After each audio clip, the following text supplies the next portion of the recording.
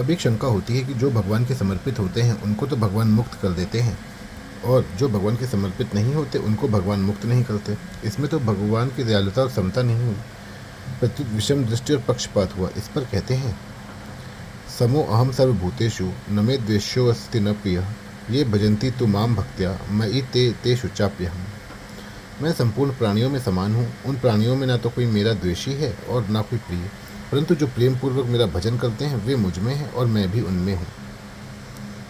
समो अहम सर्वभूतेषु, मैं स्थावर जंगम आदि संपूर्ण प्राणियों में व्यापक रूप से और कृपा दृष्टि से सम हूँ। तात्पर्य है कि मैं सब में समान रूप से व्यापक परिपूर्ण हूँ।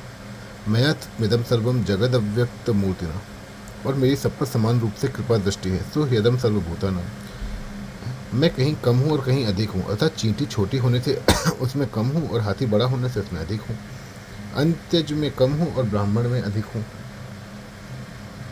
जो मेरे प्रतिकूल चलते हैं उनमें मैं कम हूँ और जो मेरे अनुकूल चलते हैं उनमें अधिक हूँ। यह बात है ही नहीं, कारण कि सबके सब प्राणी मेरे अंश हैं, मेरे स्वरूप हैं। मेरे स्वरूप होने से वे मेरे से कभी अलग नहीं हो सकते और मैं भी उनसे अलग नहीं हो सकता। इसलिए मैं सब में समान हूँ, मेरा कहीं कोई पक्षपात नहीं है। तात्पर्य यह हुआ कि प्राणियों में जन्म से, कर्म से, परिस्थिति से, घटना से, संयोग वियोग आदि से अनेक तरह से विषमता होने पर भी मैं सर्वदा सब में समान रीत से व्यापक हूँ, कहीं कम और कहीं ज़्यादा नहीं हूँ। न मे द्वेष्योऽस्ति न प्रियः। पहले भगवान ने कहा कि मैं संपूर्ण प्राणियों में समान हूँ। अब उसी का विवेचन करते हुए कहते हैं कि कोई भी प्राणी मेरे राग द्वेष का विषय नहीं है। तात्पर्य है कि मेरे से विमुख होकर कोई प्राणी शास्त्रीय यज्ञ, दान आदि कितने ही शुभ कर्म करे तो भी वह मेरे राग का विषय नहीं है। और दूसरा शास्त्र निषिद्ध अन्याय, अत्याचार आदि कितने ही अशुभ कर्म करे तो भी वह मेरे द्वेष का विषय नहीं है, कारण कि मैं संपूर्ण प्राणियों में समान रीति से व्याप्त हूँ। सब पर मेरी समान रीति से कृपा है और सब मेरे अंश होने से मेरे को समान रीति से प्यारे हैं। हाँ, यह बात जरूर है कि जो सकाम भाव पूर्वक शुभ कर्म करेगा वह ऊंची गति में जाएगा और जो अशुभ करेगा वह नीची गति में, अतः नरकों तथा 84 लाख योनियों में जाएगा। परंतु वे दोनों पुण्यात्मा और पापात्मा होने पर भी मेरे राग द्वेष के विषय नहीं है। मेरे रचे हुए पृथ्वी, जल, अग्नि, वायु और आकाश ये भौतिक पदार्थ भी प्राणियों के अच्छे बुरे आचरणों तथा भावों को लेकर उनके रहने का स्थान देने में, उनकी प्यास बुझाने में, उनको प्रकाश देने में, उनको चलने फिरने के लिए अवकाश देने में राग द्वेष पूर्वक विषमता नहीं करते, प्रत्युत सबको समान रीति से देते हैं। फिर प्राणी अपने अच्छे बुरे आचरण को लेकर मेरे राग द्वेष के विषय कैसे बन सकते हैं? अर्थात नहीं बन सकते, कारण कि वे साक्षात मेरे ही अंश हैं, मेरे ही स्वरूप हैं। जैसे किसी व्यक्ति के एक हाथ में पीड़ा हो रही है, वह हाथ शरीर के किसी काम में नहीं आता, दर्द होने से रात में नींद नहीं लेने देता, काम करने में बाधा डालता है, और दूसरा हाथ सब प्रकार से शरीर के काम आता है, परंतु उस व्यक्ति का किसी हाथ के प्रति राग या द्वेष नहीं होता। यह तो अच्छा है और यह मंदा है, क्योंकि दोनों ही हाथ उसके अंग हैं और अपने अंग के प्रति किसी के राग द्वेष नहीं होते। ऐसे ही कोई मेरे वचनों सिद्धांतों के अनुसार चलने वाला हो, पुण्यात्मा से पुण्यात्मा हो, और दूसरा कोई मेरे वचनों सिद्धांतों का खंडन करने वाला हो, मेरे विरुद्ध चलने वाला हो, पापी से पापी हो, तो उन दोनों को लेकर मेरा राग द्वेष नहीं है। उनके अपने अपने बर्तावों में, आचरणों में भेद है, इसलिए उनके परिणाम में भेद होगा, पर मेरा किसी के प्रति राग द्वेष नहीं है। अगर किसी के प्रति राग द्वेष होता तो समो अहम सर्वभूतेषु यह कहना ही नहीं बनता, क्योंकि विषमता के कारण ही राग द्वेष होते हैं। ये भजन्ति तु माम भक्त्या मयि ते तेषु चाप्यहम्। परंतु जो भक्तिपूर्वक मेरा भजन करते हैं, अर्थात जिनकी संसार में आसक्ति, राग, खिंचाव नहीं है, जो केवल मेरे को ही अपना मानते हैं, केवल मेरे ही परायण रहते हैं, केवल मेरी प्रसन्नता के लिए ही दिन रात काम करते हैं, और जो शरीर, इंद्रियां, मन, वाणी के द्वारा मेरी तरफ ही चलते हैं, वे मेरे में हैं और मैं उनमें हूँ। प्रेम पूर्वक मेरा भजन करने वाले मेरे में हैं और मैं उनमें हूँ। इसका तात्पर्य यह नहीं कि जो सामान्य जीव हैं तथा मेरी आज्ञा के विरुद्ध चलने वाले हैं वे मेरे में हैं और मैं उनमें नहीं हूँ, प्रत्युत वे अपने को मेरे में मानते ही नहीं। वे ऐसा कह देते हैं कि हम तो संसारी जीव हैं, संसार में रहने वाले हैं। वह यह नहीं समझते कि संसार शरीर तो कभी एक रूप एक रस रहता ही नहीं, तो ऐसे संसार शरीर में हम कैसे स्थित हैं? इसको न जानने के कारण ही वे अपने को संसार शरीर में स्थित मानते हैं। उनकी अपेक्षा जो रात दिन मेरे भजन स्मरण में लगे हुए हैं, बाहर भीतर ऊपर नीचे सब देश काल में, सब वस्तु, व्यक्ति, घटना, परिस्थिति, क्रिया आदि में अपने आप में भी मेरे को ही मानते हैं, वे मेरे विशेष रूप से हैं और मैं उनमें विशेष रूप से हूँ। दूसरा भाव यह है कि जो मेरे साथ मैं भगवान का हूँ और भगवान मेरे हैं ऐसा संबंध जोड़ लेते हैं, उनकी मेरे साथ इतनी घनिष्ठता हो जाती है कि मैं और वे एक हो जाते हैं। तस्मिन् त्यजते भेदा भावात्, इसलिए वे मेरे में हैं और मैं उनमें हूँ। तीसरा भाव यह है कि उनमें मैंपन नहीं रहता, क्योंकि मैंपन एक परिच्छिन्नता है। इस परिच्छिन्नता के मिटने से वे मेरे में ही रहते हैं। अब कोई भगवान से कहे कि आप भक्तों में विशेषता से प्रकट हो जाते हैं और दूसरों में कम रूप से प्रकट होते हैं, यह आपकी विषमता क्यों? भगवान कहते हैं कि भैया, मेरे में यह विषमता तो भक्तों के कारण है। अगर कोई मेरा भजन करे, मेरे परायण हो जाए, शरण हो जाए, और मैं उससे विशेष प्रेम ना करूं, उसमें विशेषता से प्रकट ना हो, तो यह मेरी विषमता हो जाएगी। कारण कि भजन करने वाले और भजन ना करने वाले दोनों में मैं बराबर ही रहूं तो यह न्याय नहीं होगा, प्रत्युत मेरी विषमता होगी।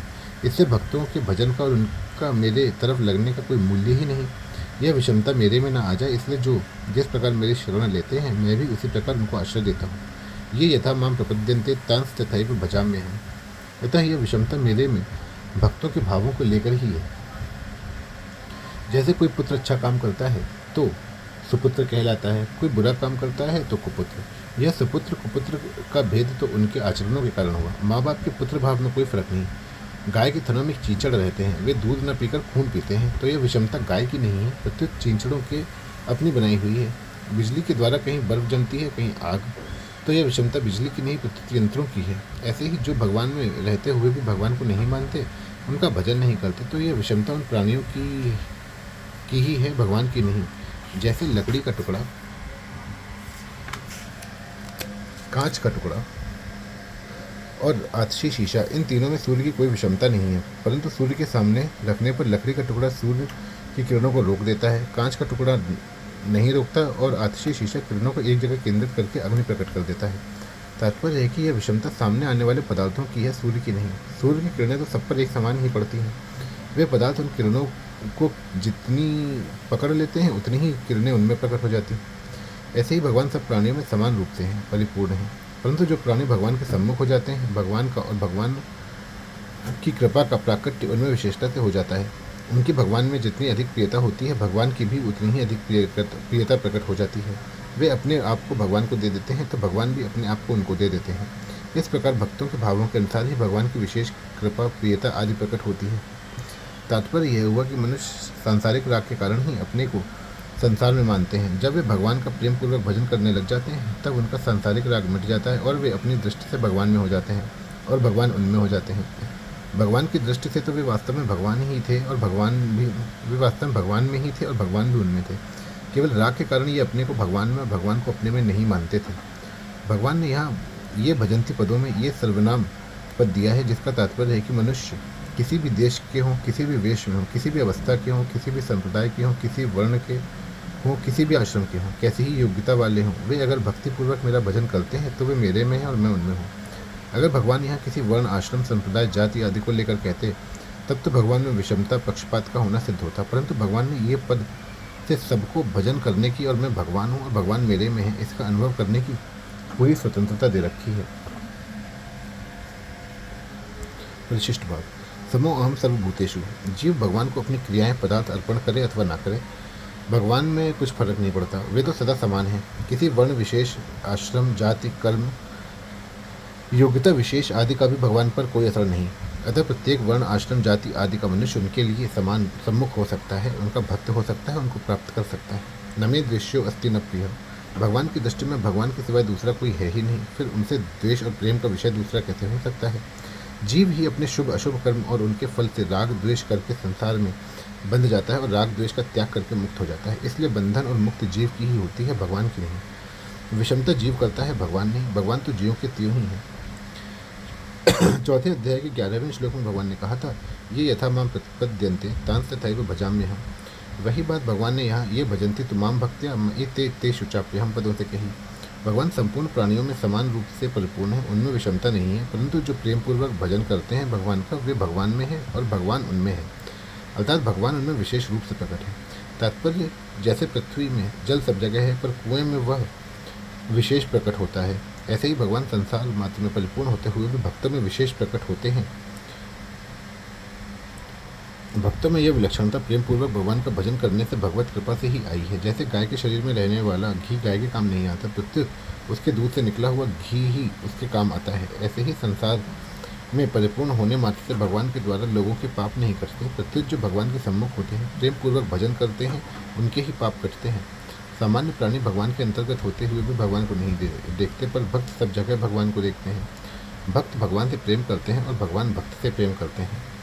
प्रियो ही ज्ञानिनो अत्यर्थमहम सच मम प्रिय। इसलिए भक्त भगवान में है और भगवान भक्तों में है। मयि ते तेषु चाप्यहम्, तात्पर्य यह निकला कि विषमता भगवान में नहीं प्रत्युत प्राणियों ने ही विषमता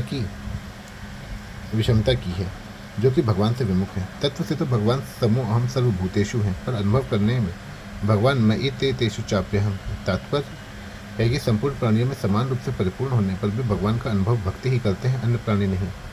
वास्तव में अनुभव करने की शक्ति भी भगवान से ही प्राप्त होती है। मनुष्य का काम केवल भगवान के सम्मुख होना है। रामायण में आया है, सात्वम सम्मोहि मैं जग देखा, मोते मोते संत अधिक करी लेखा। तात्पर्य है कि भगवान के संपूर्ण प्राणियों में समान व्यापकता, प्रियता, कृपा तथा आत्मीयता है, पर भक्तों में वे विशेष देखते हैं। भक्तों में यह विशेषता भगवान में प्रेम होने से भगवत कृपा से आती है और भगवान की ही दी हुई होती है। भक्तों की भगवान में जैसी तल्लीनता प्रियता होती है, वैसी दूसरों की नहीं होती। इसलिए भगवान की भी भक्तों में प्रियता होती है। भक्त और भगवान की परस्पर प्रियता को मयि ते तेषु चाप्यहम् पदों से कहा गया है।